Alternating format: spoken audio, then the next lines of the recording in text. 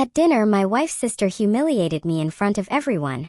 Her joke went too far, and in that moment I realized nothing would ever be the same. Welcome back to my channel.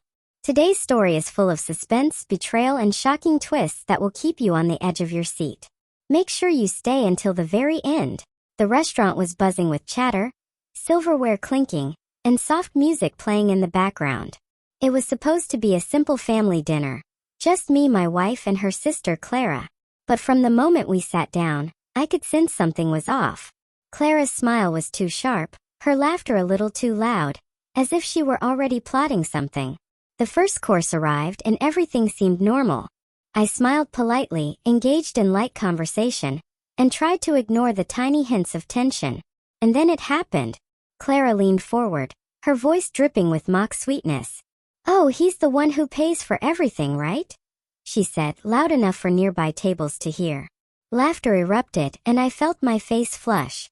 My wife didn't intervene. She didn't even blink.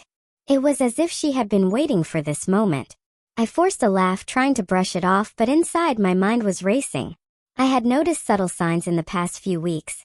Clara's small digs, the way she seemed to undermine me at family gatherings, the way my wife often smiled when Clara made jokes at my expense. But tonight felt different. Tonight felt intentional. I decided to stay calm. I didn't want a scene in a crowded restaurant.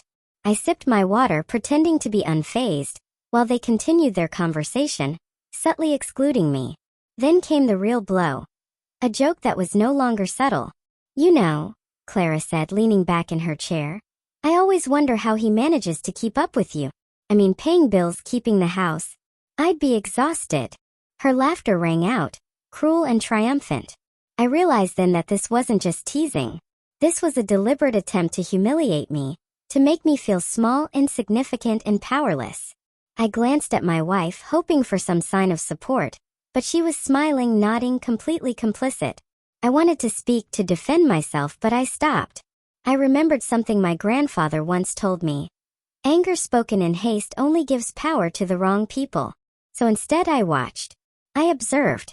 I noted every word, every look, every movement. And I began to plan. As dessert arrived, Clara's amusement grew, but so did my resolve. I could feel the shift in the room, the tension rising as I stayed quiet, letting the truth simmer beneath the surface. She thought she had won, that I was embarrassed beyond measure. But I wasn't done. After the dinner ended and we were standing to leave, I leaned close to Clara, keeping my voice calm but cold. "Your jokes are clever, but they tell more about you than they ever could about me." She froze, her smug smile faltering. My wife looked at me, startled for the first time that night. "What do you mean?" she asked, trying to intervene, but I ignored her. "My words were meant for Clara. You thrive on making others small," I continued, "because it makes you feel big. But tonight, you've shown everyone exactly who you are." Clara's face turned pale. She had expected laughter, but instead, she received quiet authority and composure. In that moment, I realized that humiliation can only touch you if you allow it. By remaining calm, I had reclaimed my power. Walking out of the restaurant, I felt a strange mix of relief and vindication. I hadn't screamed, I hadn't argued, but I had made my point. Clara's joke had gone too far, and the consequences, her own embarrassment in the silent, knowing stares of those around her, had spoken louder than any confrontation ever could. The drive home was quiet. My wife didn't speak, perhaps realizing for the first time that her silence had consequences.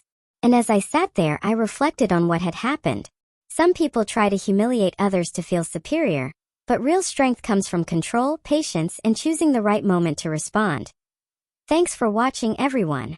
If you enjoyed this suspenseful story, make sure to subscribe to my channel, hit the bell icon, and stay tuned for more thrilling, dramatic stories that will keep you on the edge of your seat. Remember, sometimes the people closest to you can try to bring you down, but your response is what defines you.